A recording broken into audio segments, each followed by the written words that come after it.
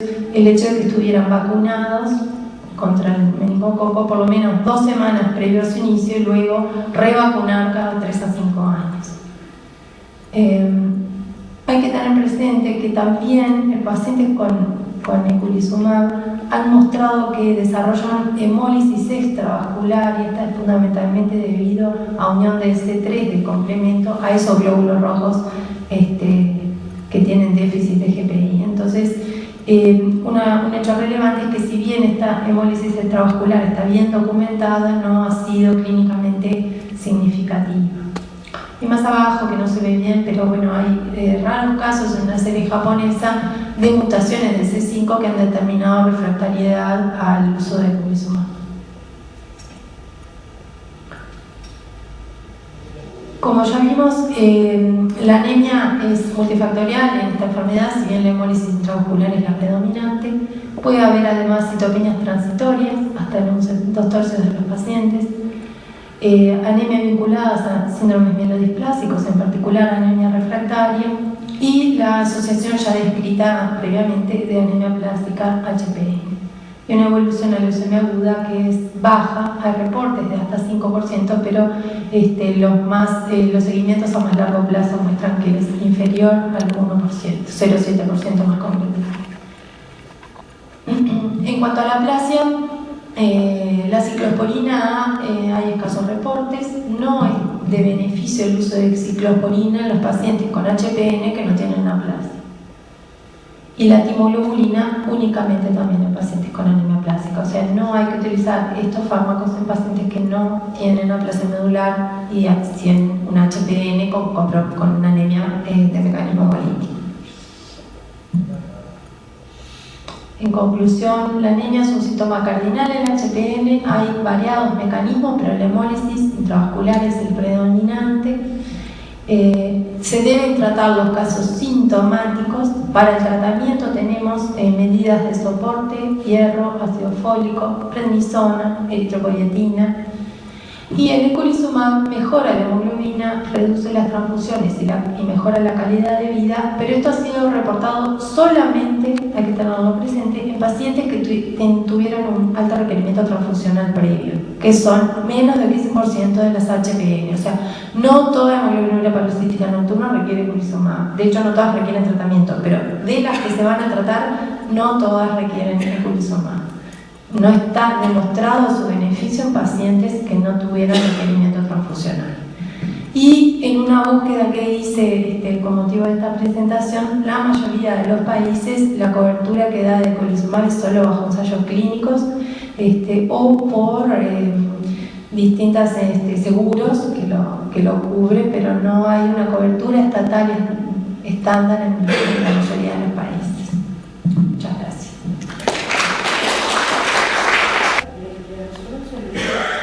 Conocer el diagnóstico para anticiparlo, porque también otra cosa que puede ser vital también es la inmunización. Y el hecho de también el filtro de los lactos requiere un 30%, un 30%.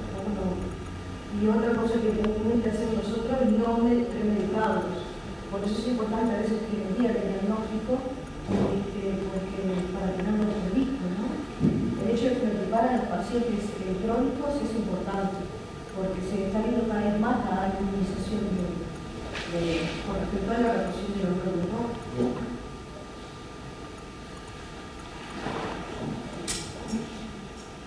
Bueno, cortamos un poquito. Esta meditación, en realidad, gracias en nombre de la clínica hematológica, y el tema que vamos a desarrollar es la enfermedad trombótica en realidad en los pacientes con hemoglobina paroxística nocturna. Desde los puntos que vamos a tocar es la incidencia y sitios de trombosis, cuándo debe tratarse HPN en el contexto de trombosis, el mecanismo patogénico, que es lo que mismo que vamos a hablar, el manejo de la trombosis en agudo y la profilaxis.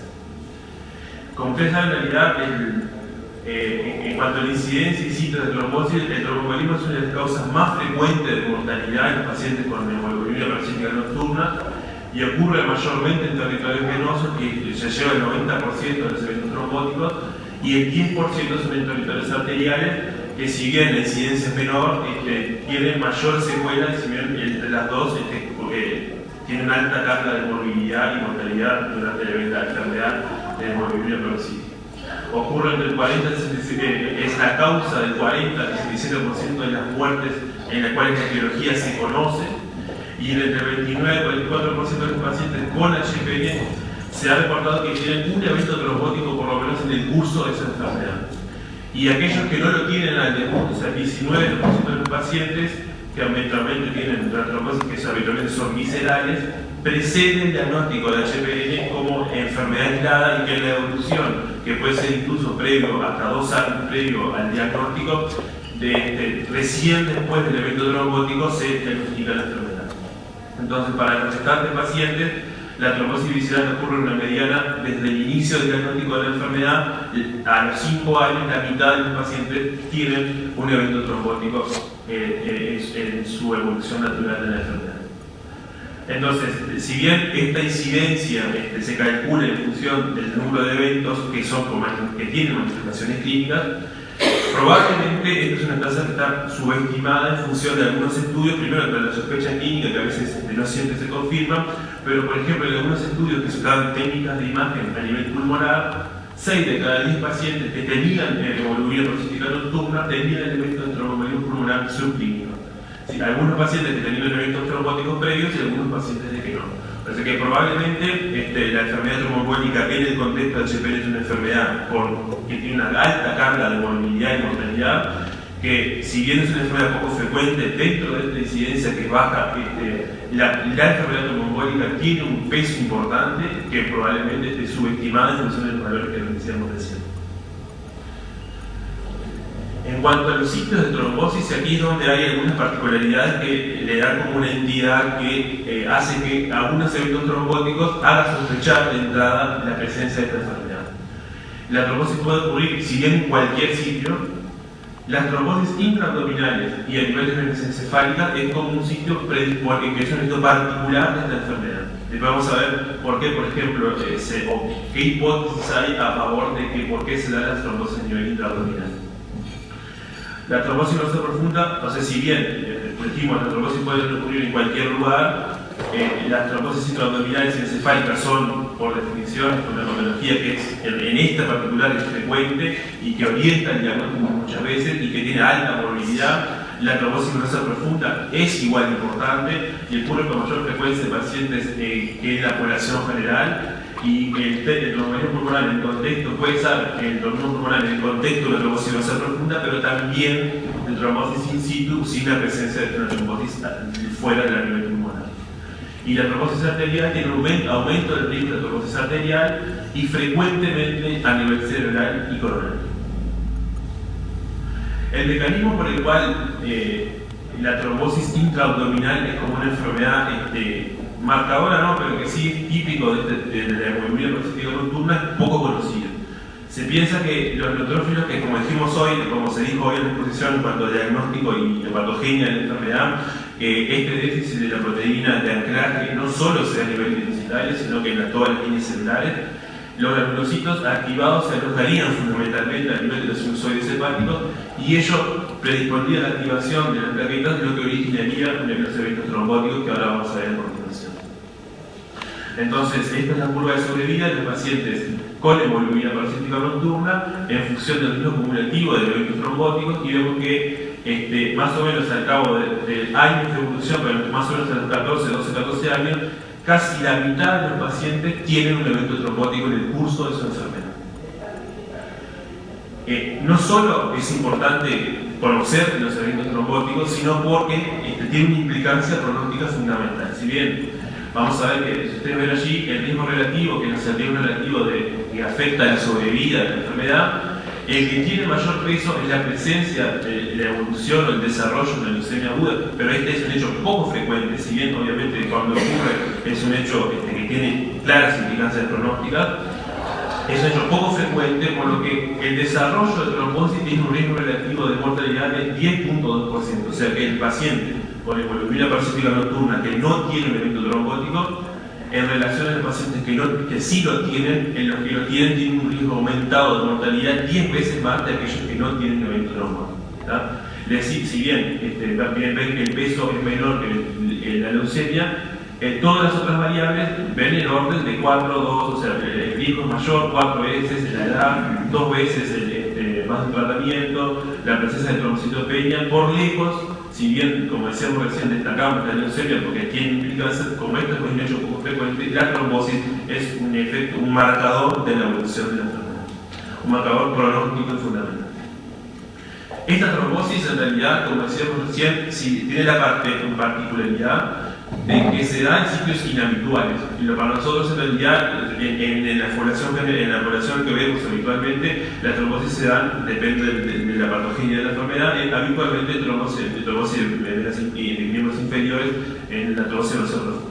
Y es poco frecuente que estas manifestaciones se den en una paciente que por lo demás es asintomática. Entonces, la presencia de trombosis en sitios inhabituales, si bien lo que vamos a ver que una de ellas, que es el síndrome de Gottschalk, que vamos a definir a continuación, pone en alerta la presencia de esta enfermedad. ¿Bien? Esto que es un dibujo de la anatomía hepática, una de las manifestaciones, como decíamos recién, la trombosis a la vena hepática, que es lo que da la manifestación clínica del síndrome de Gottschalk, en realidad es justamente la trombosis a nivel de las venas suprahepáticas. Y eso determina la disminución del flujo o del retroceso normal de la sangre a este nivel y genera, según la evolución, manifestaciones clínicas que van del periodo agudo de insuficiencia hepatocística a pacientes que tienen larga evolución, que a veces pasan asintomáticos, de insuficiencia hepatocítica y hipertensión portal como consecuencia de una trombosis que a veces pasa desapercibida. Entonces, si uno ve las causas de este síndrome, es múltiples causas, pero dentro de ellas la hemoglobina parasítica nocturna es un hecho, junto con la presencia de algunas neoplasias mieloproliferativas.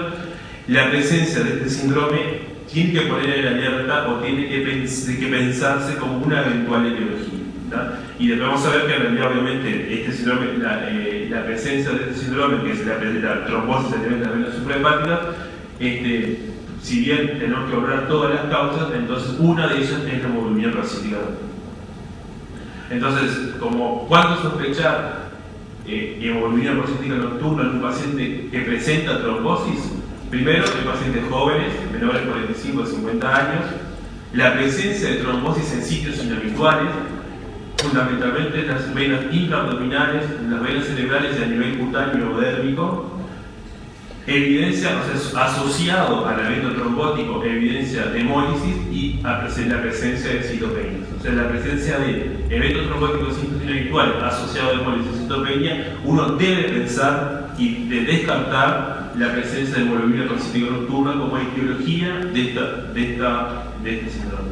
Pero además, como muchas veces estos eventos trombóticos preceden el diagnóstico de la enfermedad, o sea, puede no haber hemólisis, puede no haber citopenia, el solo hecho de la trombosis de células virtuales igual debemos descartar. De la patogenia es lo que lo menos voy a hablar, y esto que es muy poco didáctico en términos de entender los mecanismos particulares, sí es muy didáctico en términos de comprender la complejidad de la situación, ¿sí? Si uno, está claro que esto es muy complejo de explicar, pero solo voy a destacar que la activación, como decíamos hoy, la patogenia de la enfermedad es debido al déficit de algunas proteínas de anclaje que sea no solo a nivel eritrocitario, sino que sea a nivel plaquetario, y esto determina la activación del complemento, pero además hay varios factores que intervienen tanto en el pasaje del complemento como en las vías de la población. Entonces, la activación plaquetaria, la hemólisis intravascular y la déficit de estas proteínas, tanto a nivel plaquetario, determinan un mayor predisponente a la trombosis. Entonces hay algunos mecanismos que son vinculados a la hemólisis, y por eso hoy Eloísa destacaba que la hemólisis a veces predispone también al contexto de trombosis. Entonces la hemólisis determina que fundamentalmente la hemoglobina libre a nivel circulatorio determina varios factores, entre ellos la disfunción plaquetaria, la detección del óxido nítrico, que es un importante vasodilatador y evita la trombosis, determina que estas alteraciones predispongan a la trombosis. Y estos mecanismos de trombosis son vinculados directamente a la hemólisis. Sin embargo, hay otros mecanismos que son hemólisis independiente, en donde no participa la hemoglobina libre, sino se entienden otros mecanismos de activación directa planetaria, disfunción endotelial directamente por el mecanismo de liberación de esta unión de los factores de hemoglobina libre, pero además la unión directa de algunas faltantes proteínas, las proteínas de la coagulación, genera disfunción endotelial, entre otros factores que en realidad no vamos a hablar de ellos, pero que entonces nos da una idea general de que la hemólisis es un problema, pero la trombosis también está asociado a este problema y es uno de los factores que influyen en la evolución de esta enfermedad. Entonces, una vez que ocurre la trombosis, vamos a ver hablar de profilaxis, pero una vez que ocurre la trombosis, requiere intervención en forma urgente, dado la alta morbilidad y mortalidad que hablamos recién. La anticoagulación en el episodio agudo debe iniciarse en forma inmediata con heparina, si bien la que se disponga se le puede hacer heparina no fraccionada, pero lo que usamos habitualmente es heparina no molecular, a una dosis de anticoagulación. Debe continuarse la anticoagulación oral si no hay contraindicaciones, y esto es un problema porque si bien el paciente tiene indicación, el elemento trombótico tiene indicación de anticoagulación, la asociación de otras citopenias, que puede ser la presencia de anemia, que algunos pacientes tienen aumento de riesgo de sangrado, algunas citopenias que puede ser incluso prequitopenia, uno tiene que poner en la balanza claramente entre el prevenir mayores complicaciones y el aumentar el riesgo de sangrado. Y además, lo que no está claro, o sea, una vez que se inicia la estrangulación, es la duración de la misma. Y allí las recomendaciones, si bien no hay estudios que evidencien hasta cuándo se debe mantener, en los pacientes donde hay más de un evento trombótico está a favor de que debe mantenerse la anticoagulación de por vida, y en aquellos pacientes donde es el primer evento trombótico y hay una causa desencadenante aguda que en principio se va a retroceder, por ejemplo, en el preoperatorio, en aquellos pacientes que no reciben profilaxis o en el reposo, podría ser la anticoagulación durante 6 meses y después valorarse la suspensión siempre y cuando esté controlada la enfermedad. No hay publicaciones de trombosis en inmunoglobulina procística nocturna con los nuevos anticoagulantes orales, o sea que no deben usarse los nuevos anticoagulantes orales en el contexto de trombosis y inmunoglobulina procística nocturna, porque no hay evidencia a favor de que esto lo proteja. Y por último, el tratamiento fibrinolítico es el tratamiento que se usa en forma particular en algunos pacientes donde la gravedad de la situación, fundamentalmente eso sí está estudiado en los pacientes con trombosis de la vena suprahepática, el uso de fibrinolíticos disminuye los efectos a largo plazo y de alguna manera restablece la circulación con menor morbimortalidad en la evolución. Pero eso es el caso en particular. Entonces, lo que voy a intentar ahora, que es lo que son 4 diapositivas, es cuál es la evidencia del uso del eculizumab en el tratamiento de los pacientes que tienen trombosis en el contexto de la hemoglobina procística nocturna. El incremento del uso del eculizumab durante el episodio agudo de trombosis, o sea, se ha aumentado el uso, ¿sí? Pero hay muchos casos que son casos particulares. La propagación del trombo, la ocurrencia de nuevos eventos trombóticos, incluso en pacientes con anticoagulación. Esto se vio que en algunos pacientes que tenían trombosis y que a pesar de que la anticoagulación fue correcta, de todas maneras había propagación del trombo y había nuevos eventos recurrentes bajo anticoagulación, lo que de alguna manera habla de que la anticoagulación en algunos casos no es suficiente, ¿verdad? En una serie de pacientes con síndrome de Budd-Chiari tienen 27% de nuevos eventos trombóticos a pesar de la anticoagulación. ¿Bien? Y en algunos autores recomiendan el inicio del eculizumab y toman como indicación la presencia de un evento trombótico. O sea que para algunos autores, y ahora vamos a ver la evidencia que soporta esto, el hecho de tener una trombosis, y más si una trombosis recurrente, es una indicación del eculizumab.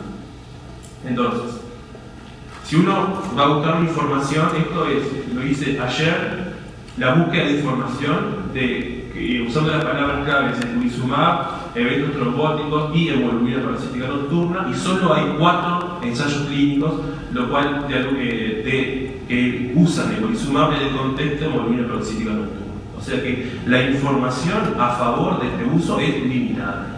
Pero además, si uno ve el primer artículo, que es uno que lo hice hacía referencia, es que ellos publican como que son 150 pacientes. En realidad, la parte en realidad es como una suma de ensayos, pero la única parte que uno lo debería considerar como ensayo clínico es nada más que estos 87 pacientes, porque fue usado con eculizumab versus un placebo. Los demás no están dentro del grupo de ensayos clínicos. ¿bien? O sea que uno podría tomar en cuenta nada más que el número de pacientes central. Estos pacientes que fueron sometidos placebo versus eculizumab se vio que el porcentaje de pacientes libres de trombosis incrementa del 67% antes del tratamiento versus 94.7% durante el tratamiento, y que la administración de eculizumab reduce la incidencia de trombosis en una tasa de 11.3 casos por 100.000 pacientes por año a 2.14 pacientes por año, la reducción relativa del 81.8%, lo cual, o sea que si bien esto es alentador, habla en realidad de que la información a favor de su uso es muy limitada. Vemos entonces este número que es este ensayo, son nada más que dentro de 87 pacientes. Y el resto de las publicaciones son publicaciones aisladas. Esto es un póster que desde el 2012, en el Congreso Americano de Hematología, que son muestras de los resultados del uso de eculizumab en el síndrome que hablamos recién de Budd-Chiari. Y en realidad lo único que dice son 19 pacientes, son pocos pacientes, y concluye que la profilaxis primaria no es suficiente para prevenir el síndrome de Budd-Chiari en pacientes con HPN. El tratamiento temprano con eculizumab puede disminuir las complicaciones a largo plazo, y en casos seleccionados el uso de eculizumab puede facilitar la retirada del anticoagulo cerebral sin incremento del riesgo de trombosis. Entonces, si uno, está claro que una recomendación se basa sí en la opinión de expertos, pero la recomendación particular del uso de eculizumab en el contexto de trombosis no tiene una evidencia clara de varios ensayos clínicos que demuestren un beneficio, si bien hay algunos artículos que, o sea, estamos en la línea de que hay información alentadora, pero la información que sustenta su uso tiene varias debilidades y no es una evidencia fuerte como para una recomendación generalizada. Entonces, de todas maneras, la indicación de eculizumab sería con pacientes con requerimiento transfusional debido a hemólisis. En aquellos pacientes con trombosis a repetición, aquí parece haber una indicación que están varios a favor, una primera trombosis que compromete la vida del paciente y incapacitante, que este último es como que hay que tener más en cuenta, pero que en realidad es el de menos peso para la investigación. En cuanto a la profilaxis, entonces debe utilizarse, ya serían aquellos de profilaxis primaria, ¿no? Aquellos pacientes que tienen la enfermedad y que uno no ha tenido estos trombóticos previos y que ante una circunstancia uno debe de prevenir que ello ocurra en función de lo que hablamos recién del peso que tiene en cuanto a mortalidad y morbilidad de la presencia de trombosis en estos pacientes. Entonces debe utilizarse heparina, que puede ser heparina no fraccionada, 7.500 a 10.000 unidades 2 veces por día, o heparina de bajo peso molecular o dosis profiláctica, cuando en el periodo operatorio, durante la inmovilización, cuando se usa catéteres intravenosos, durante el embarazo, desde el primer trimestre hasta las 6 semanas postparto, y aquí el eculizumab está bajo consideración, pero no hay ninguna evidencia a favor de que se use el eculizumab como profilaxis de la trombosis en el contexto de hemoglobina positiva. Lo que hoy Pablo Muller hace una pregunta en particular sobre los pacientes que tienen una clona reumatoidea con HPN mayor o menor al 50%. Esto es importante para aquellos pacientes. Aquí se ve la incidencia de trombosis en los pacientes que tienen menos del 50% de clona reumatoidea versus aquellos que tienen más del 50%, y claramente los pacientes que tienen mayor al 50% tienen mayor riesgo de eventos trombóticos. Y en esos pacientes se usa como profilaxis el uso de warfarina, de un INR de 2,3, en pacientes entonces con mayor al 50% de clona HPN con plaquetas mayor a 100.000. Esos pacientes entonces que bajo profilaxis tenían mayor al 50% de HPN, los pacientes que tenían warfarina como profilaxis, ningún paciente desarrolló trombosis, mientras aquellas que no recibieron profilaxis, la mayoría, más del 50%, tenían probabilidad de eventos trombóticos durante el periodo de seguimiento. Entonces, en resumen, las complicaciones trombóticas forman parte de la historia natural de la hemoglobina pacífica nocturna, siendo la primera causa de morbilidad en los pacientes y de mortalidad. La localización preferente de la trombosis en territorios habitualmente en sitios inhabituales, pero fundamentalmente en el territorio venoso torso abdominal. El mecanismo desencadenante de la trombosis es multifactorial y complejo, y se desconoce mucho de ello, pero se está avanzando en cuanto al conocimiento del mismo. No hay estudios prospectivos controlados que indiquen la utilidad de profilaxis primaria para todos los pacientes con HDN, pero está claro que los pacientes que por lo menos profilaxis durante los periodos de reposo deben realizarse. Dado que el riesgo de trombosis se asocia al tamaño de la pierna celular de HPN a nivel universitario, o sea, mayor al 50%, y que la existencia de trombosis previa incrementa el riesgo, parece recomendable realizar profilaxis al menos en esta situación. Y datos recientes muestran que el paciente en tratamiento con eculizumab tiene una significativa reducción de eventos trombóticos, pero esto se basa entonces en información que todavía está en desarrollo, que son la evidencia científica por el momento es pobre, pero que alentadora, que esto puede mejorar y puede, en la evolución pueden haber nuevos desarrollos clínicos que demuestren su beneficio. Muchas gracias. Bueno, hola, buenos días. Mi nombre es Cristina Otero. Yo soy parte del servicio de hematología y trasplante de médula ósea del Hospital Marcilli, y bueno, en nombre del servicio les doy las gracias por la oportunidad de participar en esta jornada. A mí me toca hablar, bueno, en última instancia, del rol del trasplante alogénico en esta patología.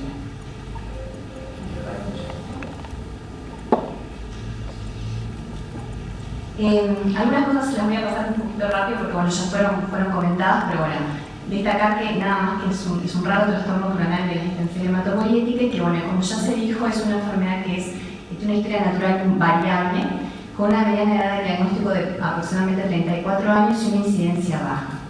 Con una mediana de sobrevida, que la mayoría de los estudios sitúan entre 10 a 15 años, con sobrevidas globales que a 10 años van del 76% y a 20 años del 50%.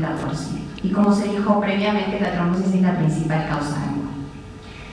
Entre las complicaciones, bueno, son múltiples, pueden ser debidas a la insuficiencia medular, a la falla renal, a la evolución a mielodisplasia y leucemia aguda en forma menos habitual. Y esta diapositiva solamente muestra un poquito de la historia de esta patología y les traigo para destacar que en 1973 fue cuando se realizó el primer trasplante alogénico en un paciente portador de HPN. Algunas cositas que quiero destacar para después avanzar en la charla.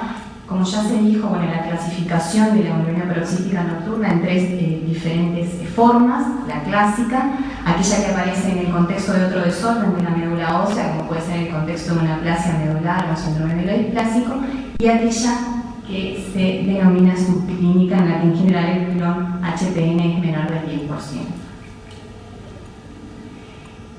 Las estrategias terapéuticas, como se dijo en toda la jornada, son variables y están adecuadas a la clínica. En general, los pacientes con clones pequeños o asintomáticos no deben tratarse, y en las formas clásicas es fundamental evaluar no solo la clínica, sino también definir qué estrategia queremos con ese paciente, si es una estrategia a corto o a largo plazo, y si la intención que nosotros tenemos es una intención curativa o una intención de control.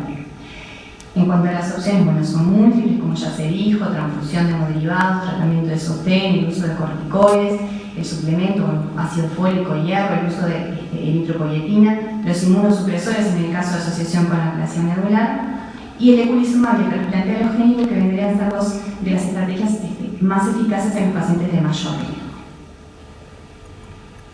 ¿Qué pasa con el trasplante alogénico de progenitores hematopoyéticos? Cuando uno revisa la bibliografía, se encuentra con que hay pocas publicaciones al respecto. La mayoría son series con un N pequeño de pacientes, porque bueno, como ya se dijo, es una entidad poco frecuente. Entonces a veces es difícil encontrar una evidencia que sustente resultados favorables o desfavorables para la indicación de este procedimiento. Lo que sí se sabe es que es el único tratamiento potencialmente curativo de esta patología, pero que sin embargo todavía mantiene una significativa morbilidad y mortalidad por el procedimiento mismo, vinculado sobre todo a lo que es mortalidad relacionada al tratamiento, o sea, al trasplante, y la enfermedad de Hart-Oeber-Suhart. Y acá al final lo que les muestro es la cita de esta primera publicación en la cual se realizó un trasplante alogénico a un paciente portador de HPN, que fue en 1973, y de destacar que este era un paciente joven, pero que en realidad, si bien tenía una hemoglobinuria paroxística nocturna, asociaba además otro desorden de la médula ósea, que es una aplasia medular. El paciente, luego del trasplante, al año se mantenía vivo y en remisión completa. Entonces, a continuación, yo traté de traer aquellos estudios que tienen mayor número de pacientes, porque la mayoría son reportes de casos de 3, 4, 5, 6, 7 pacientes. Entonces, bueno, quise traer algunos con un mayor número de pacientes para ver un poco la evidencia que existe al respecto. Este es un trabajo del 99, en el que es una serie de 16 pacientes con una mediana de edad de 28 años, que fueron tratados con trasplante alogénico en médula ósea de donante intrafamiliar HLA compatible en un periodo de 20 años. De estos pacientes, 6 se encontraban en fase de aplasia medular y el resto eran pacientes de transfusión dependientes. Los regímenes de condicionamiento previo al trasplante eran variados, de condicionamientos, todos ellos eran condicionamientos mieloablativos que utilizaban ciclofosfamida con algún otro agente, y los resultados mostraron que hubo engraftment en todos ellos. Pero se destaca que el 50% de los pacientes desarrollaron enfermedad de infarto versus huésped aguda entre un grado 2 y que en algunos casos era más severa. Y 3 de 14 pacientes que estaban vivos al día más 6 desarrollaron enfermedad de infarto versus huésped crónica. La tasa de sobrevida global para estos pacientes a 5 años fue un 58% y se destaca que ningún paciente tenía historia previa de algún evento trombótico. Este es otro estudio también del 99 que incluye, son todos estudios retrospectivos, ¿no? O sea, eso es otra cosa para destacar que no lo mencioné antes, ¿no? Son todos reportes de casos de estudios retrospectivos, ninguno es con intención prospectiva. Este es del 99 también, ya con un número mayor de pacientes, que incluyó 57 pacientes reportados al International Bone Marrow Transplant Registry, de los cuales 48 fueron trasplantes con donante intrafamiliar HLA idéntico. Incluyeron pacientes del 1978 a 1995, con una mediana de edad de 28 años, igual que el estudio anterior, y en el que se destaca la presencia de una aplasia medular severa pretrasplante en el 32% de los pacientes. Esto es algo a tener en cuenta en todos los estudios cuando uno busca la bibliografía, de definir bien si eran solamente pacientes portadas de una HPN clásica o si en realidad estábamos hablando de un fenotipo aplasia medular HPN, porque eso puede diferir en cuanto a la interpretación de los resultados. Y los regímenes de condicionamiento nuevamente eran de tipo mieloablativos. Este estudio con estos de 57 pacientes mostró una probabilidad de sobrevida global a 2 años de 56% para los pacientes trasplantados con donante hermano HLA idéntico y de 14% para aquellos en que el trasplante era de tipo no relacionado. Vemos que la probabilidad de sobrevida es similar al estudio previo. Y lo que sí vieron es que había una mayor probabilidad de sobrevida global en los pacientes que tenían un engraftment mantenido post-trasplante, o sea, es una P significativa de 70 versus 10%. Lo que encontraron además para estos pacientes es que había mayor mortalidad relacionada al trasplante para aquellos en los cuales el donante era un donante no relacionado. Y lo que sí vieron es que en más del 50% de los pacientes post-trasplante se mantenían en remisión, mantenían una remisión prolongada desde el punto de vista de su hemoglobina peroxística nocturna, por lo cual plantean que el trasplante alogénico es una opción terapéutica efectiva para estos pacientes. Esta es una gráfica que nada más muestra la sobrevida, la probabilidad de sobrevida global de los pacientes con donante hermano HLA idéntico. Este es otro grupo de estudio, el grupo italiano, que también en un ensayo retrospectivo incluyó 26 pacientes en diferentes centros italianos, con una mediana edad de 32 años, vemos más o menos que las medianas de edad son similares en todos los estudios, que incluyó pacientes entre 1988 y 2006, y de los cuales, los donantes eran HLA idénticos intrafamiliares en 22 casos, un no relacionado en un caso, y 3 donantes presentaban cierto mismatch con los pacientes portadores. La mayoría eran pacientes con HPN clásica, pero también estaban incluidos pacientes con el fenotipo aplasia medular HPN. Y había 4 pacientes los cuales en realidad era una aplasia medular con un clon HPN asociado en un bajo porcentaje. En este estudio, diferente de los anteriores, los condicionamientos pretrasplante eran mieloablativos en 15 pacientes y de intensidad reducida en el resto de los pacientes. ¿Qué resultados obtuvieron? Bueno, la mayoría de estos pacientes eran pacientes de transfusión dependientes. La mediana de tiempo entre el diagnóstico de la patología y el trasplante fue más o menos de 33 meses, pero tan extremo como de 3 a 208 meses. Y las indicaciones fueron anemia hemolítica transfusión dependiente en 5 casos, pancitopenia severa en 4 pacientes y eventos trombóticos en 4. El resto de los pacientes, el 50%, tenían más de un criterio, es decir, podían tener hemólisis recurrente asociada a ciertas de citopenias, o hemólisis recurrente asociada a trombosis, etc.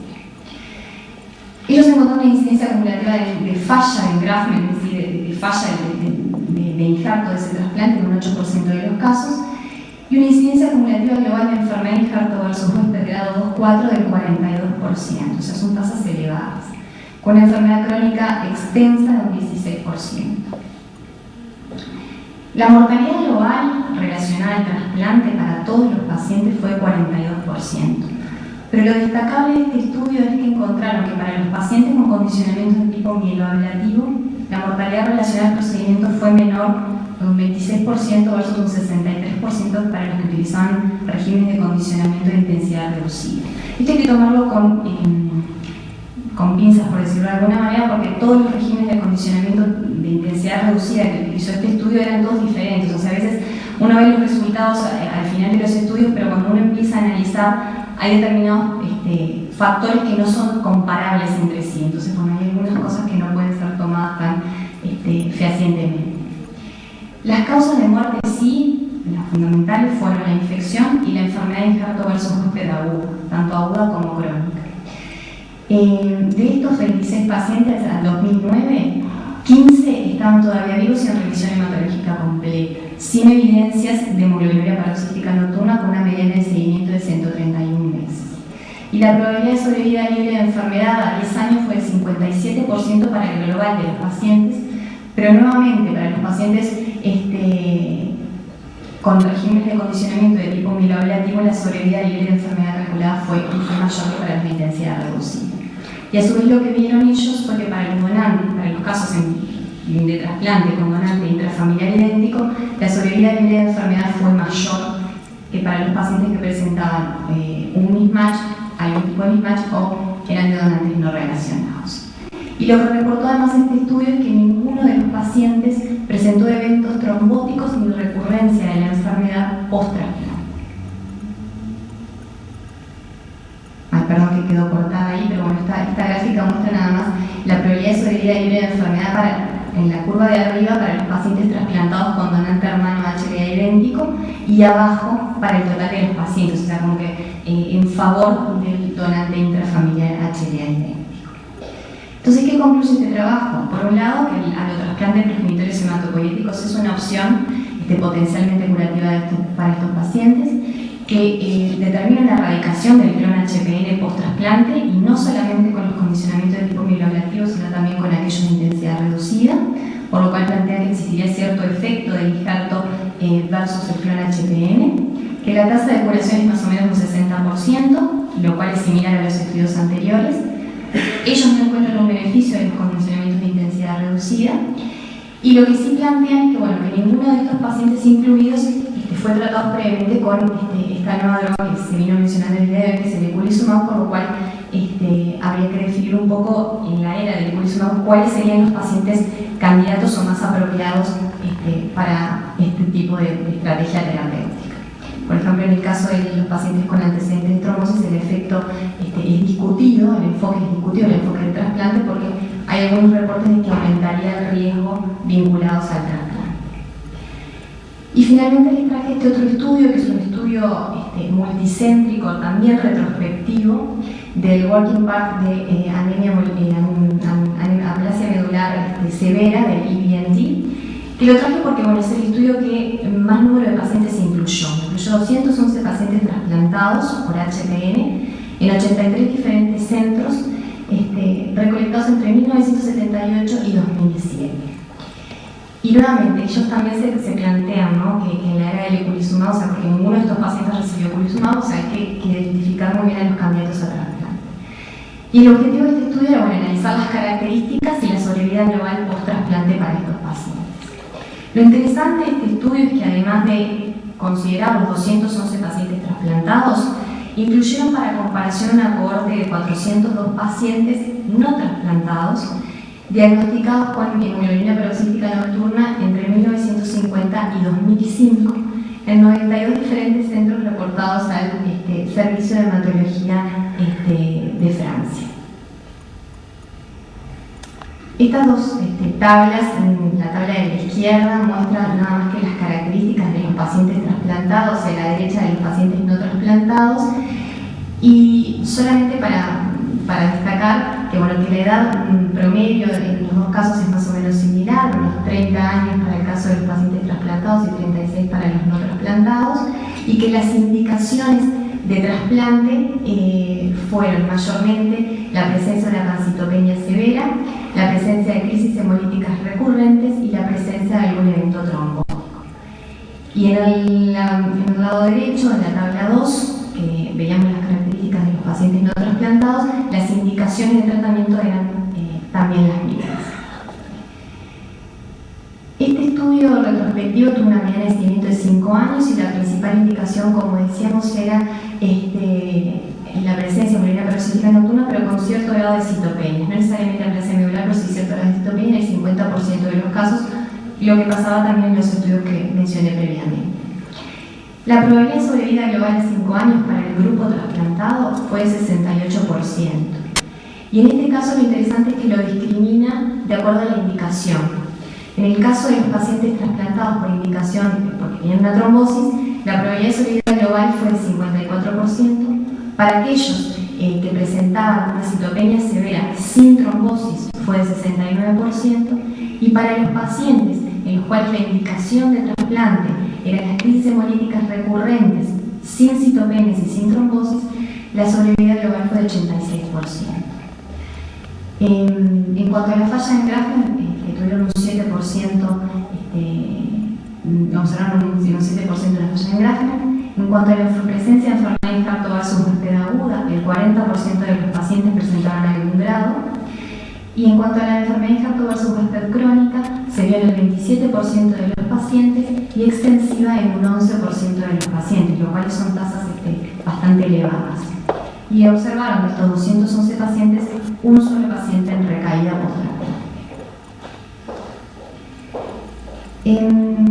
Como se utilizó para, como mencionamos, una cohorte de 402 pacientes para comparación, pudieron ir un poco más y analizar algunos otros aspectos que los estudios previos no analizaban. Ellos encontraron, por ejemplo, que ninguna variable, excepto la presencia de algún evento trombótico como indicación al allotrasplante, se asoció con peor resultado por trasplante. Como vimos en la diapositiva anterior, la sobrevida global para los pacientes con trombosis fue menor respecto al global de pacientes. Se identificaron 24 pares para comparación entre los pacientes trasplantados y los no trasplantados, y bueno, como decíamos, se dio una peor sobrevida para el caso de los pacientes trasplantados. En cambio, para los pacientes trasplantados por indicación de citopenias severas, sin trombosis, se identificaron 30 pares para la comparación y no se observaron diferencias de sobrevida global entre los pacientes trasplantados y no trasplantados. En un análisis multivariado tampoco se encontraron no se identificaron diferencias en cuanto a factores asociados con sobrevida, en el caso de la trombosis, pero sí en el caso de la insuficiencia medular, ¿no? Encontraron factores de riesgo como la edad, el tiempo entre el diagnóstico y el trasplante, si el trasplante había sido previo al año 2002, todos estos factores se asociaban con peor sobrevida para estos pacientes. En términos de mortalidad relacionada al procedimiento y sobrevida global, este estudio no encontró diferencias entre los condicionamientos de tipo mieloablativo y de intensidad reducida. Pero nuevamente, como pasaba en el estudio anterior del grupo italiano, los condicionamientos de intensidad reducida en general eran muy variables entre sí, entonces no son muy fáciles de comparación. En cuanto a la mortalidad global relacionada al procedimiento, relacionada al trasplante, fue un 32%, lo cual es una mortalidad elevada. Y encontraron como complicaciones infecciosas en la primera causa de muerte post-trasplante y la enfermedad de infarto versus muerte de la segunda causa de muerte vinculada al trasplante. Y lo que encontraron, sí, a diferencia del grupo italiano, fue una sobrevida global comparable entre los pacientes trasplantados con donante hermano HLA idéntico respecto a aquellos trasplantados con donantes HLA idénticos pero no relacionados. De destacar entonces que bueno, la comparabilidad de las cohortes es una limitante del estudio, es decir, son estudios retrospectivos, entonces hay muchos datos en los cuales puede haber cierto sesgo y hay datos que no se poseen, entonces la comparabilidad es un poco difícil. Y la indicación de allotrasplante en este estudio fue el único predictor de sobrevida global, siendo la presencia de trombosis el único factor relacionado con peor resultado post-trasplante.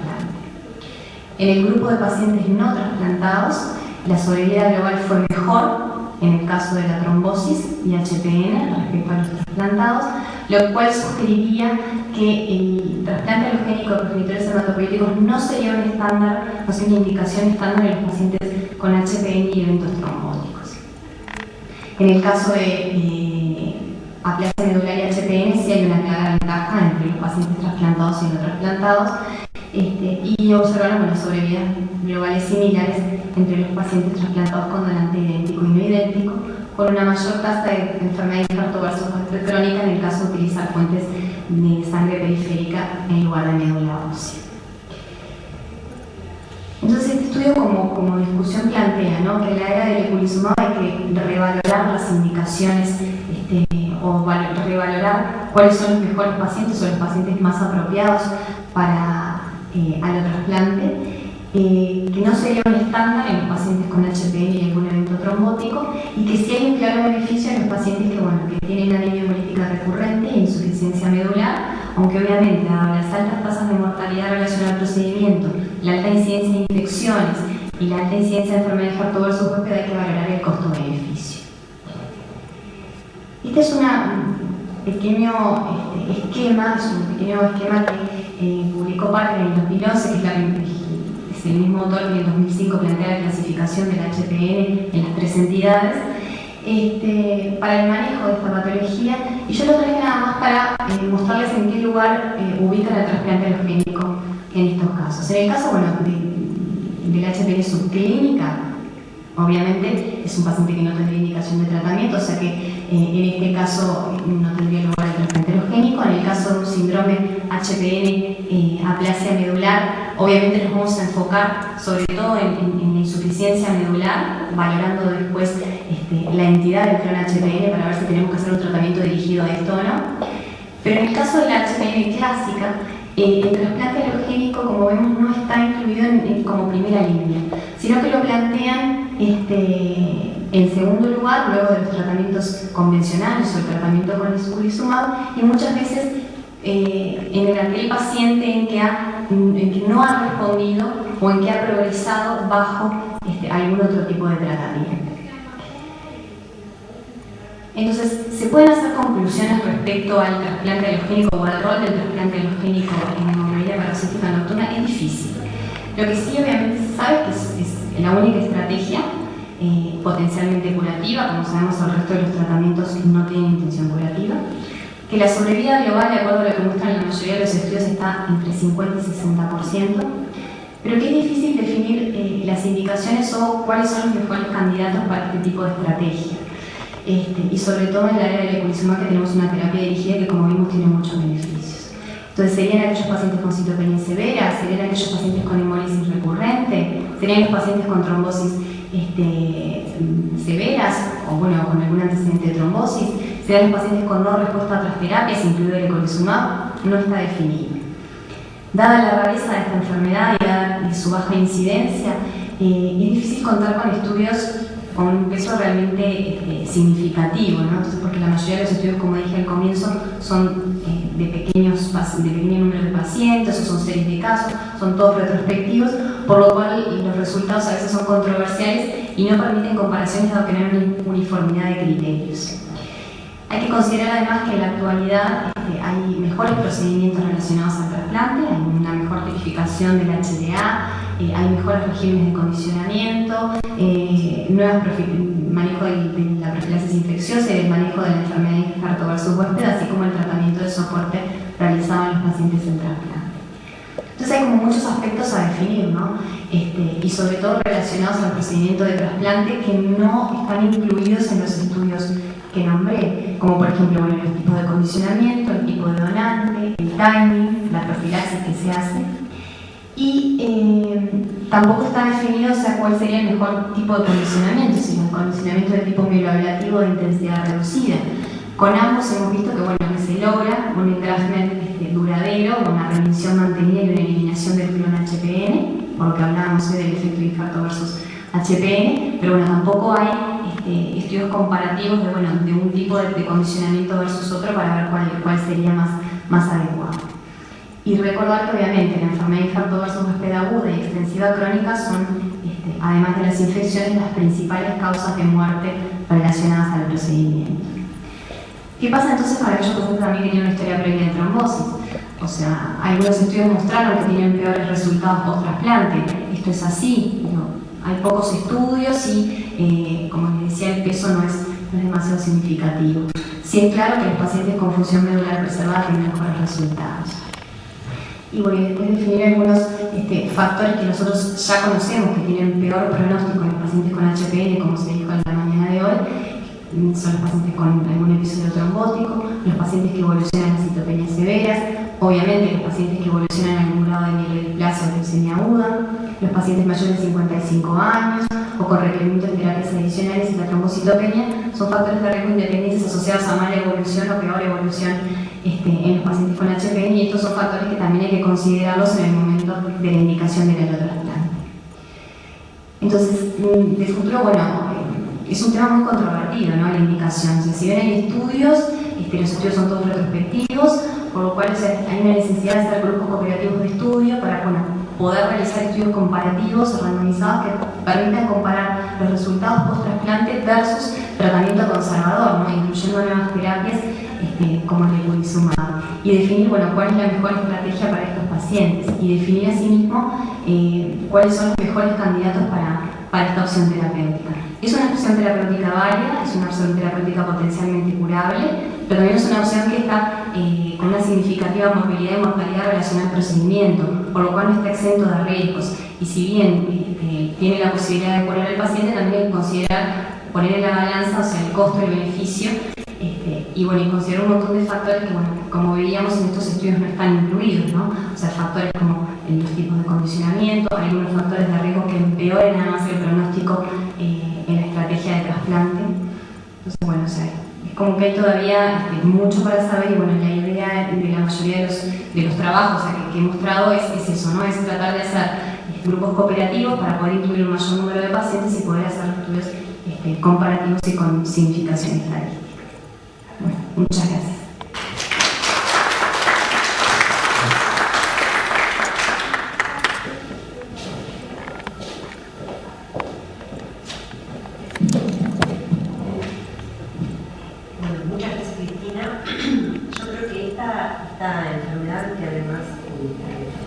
Tiene una baja incidencia a nivel mundial y nosotros estamos acostumbrados a hacer un diagnóstico, establecer un pronóstico y de acuerdo con eso guiar una terapéutica. El bajo N implica que todavía nosotros tampoco tenemos muchos elementos para poder fijar un concepto de pronóstico por lo tanto elegir el comportamiento. A lo cual se agrega que en nuestro país tampoco disponemos del eculizumab, de anticuerpo monoclonal, que si bien puede fijar en Argentina y en Brasil, es un medicamento de alto costo, difícil de acceder, como mostró Eloisa, en todos lados del mundo. Por lo tanto, quizás me parece que Cristina nos dio un buen resumen de que esto merece estudio randomizado, participar en organizaciones y registros internacionales, porque eso nos va a aportar mucha más experiencia, nos va a permitir compartir y aprender más de la experiencia que tiene todo el mundo. No sé si alguien quiere hacer alguna pregunta a uno de los panelistas.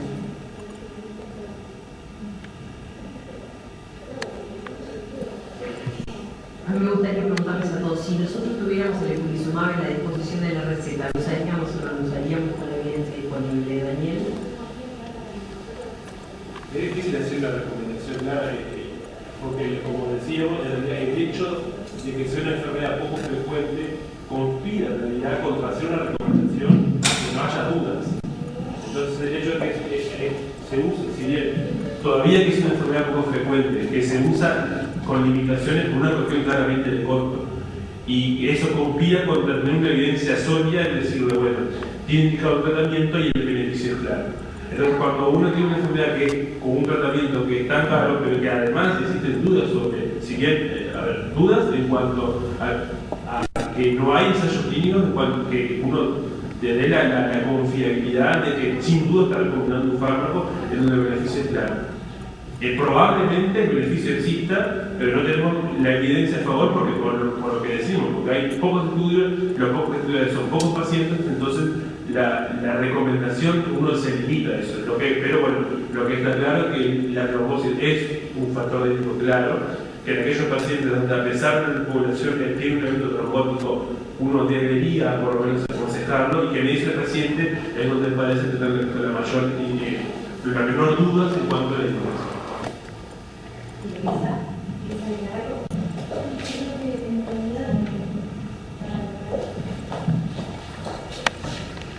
Me parece que hay algunas particularidades de la presentación clínica que pueden hacer más claro el uso de pluricimab, sobre todo en los pacientes con anemia hemolítica recurrente y alto requerimiento transfusional, que en esos casos sí está demostrado el beneficio. Es verdad que los estudios son pocos y la verdad es que van a seguir siendo pocos porque la incidencia es baja, entonces es muy poco probable que se puedan hacer grandes estudios randomizados, controlados, en los que se puedan incluir todas las potenciales indicaciones de su uso y compararlo a su vez con otras cosas, pero en realidad me parece que para algunos casos seleccionados de pacientes que tienen una repercusión grave de la enfermedad, que no han respondido a los tratamientos de soporte que ya comentamos, corticoides, inmunosupresores en el caso de las hipoplasias medulares, eritropoyetina en los casos de insuficiencia renal concomitante, y si los pacientes en particular tienen un alto requerimiento transfusional con todos los riesgos que esto genera, esos serían los pacientes con la mayor indicación, que como comenté, todos los estudios resaltan que son un muy bajo porcentaje del ya bajo porcentaje de pacientes con HPN. Esta cosa, de acuerdo a lo que ellos plantearon, y también la contra del bajo número que limita los estudios y las decisiones que tomemos. Hasta también tomando en cuenta, como dijo Luisa, que solo para un número restringido de pacientes con determinadas características, porque ya vimos que aparte es una limitación de los riesgos, como la posibilidad de sepsis graves a ministerio de los hospitales y alguna otra. Y lo otro, lo de Cristina, es un grupo de trasplantes de alto riesgo de complicaciones, con rechazo inmediato en estos pacientes, y que eso, si bien en cantidad de variables y demás a considerar, una de las posibilidades es que son pacientes multitransfundidos, con todo lo que ello significa y el contacto con cantidad de antígenos a lo largo de su vida. Por lo cual pienso que una vez que esté más definido el término de la indicación, vamos a llegar a decir que, bueno, cuanto antes, una vez que se vea que el paciente está candidato a trasplante, cuanto antes es el mismo.